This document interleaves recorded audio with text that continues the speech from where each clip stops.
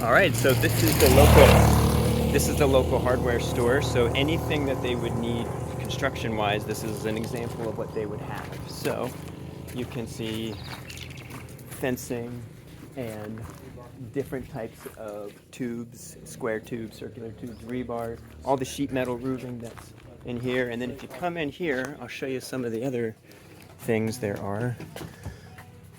Oh, a lot of familiar things. Any pipe fittings are up here. And for painting, for measuring, a little bit of everything, even a P-trap down here. Yes, there's Palas up there. So it looks like there's a little bit of everything here. Almost like from Home Depot to Ace to local hardware store. Up in the corners there, there's all the different plumbing fittings you can get. Ooh, and all the tools up in here. Even a kitchen sink. I cannot see that. Different cabling. Oh, no. Oh, sorry. I thought you were asking where the kitchen sink was. Machetes, some brooms. So likely what would happen if there's anything that the community needs to buy hardware, this is an example of where they go. We're in Chanta Punta, which is not that far away.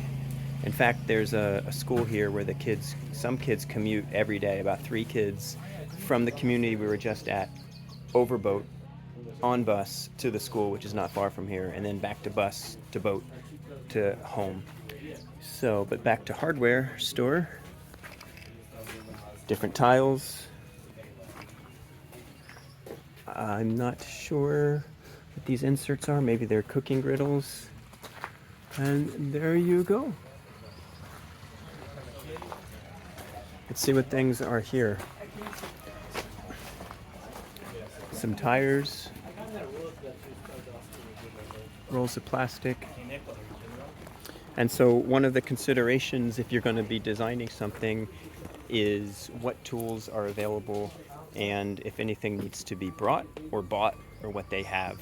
And so even if it sounds like a good design, if you don't have the tools to build it, then in that instance, it won't satisfy stakeholders' needs and they won't be able to do it. So we are here seeing what they have and using that information perhaps might influence the design. So here we are at the hardware store in Chanta Punta.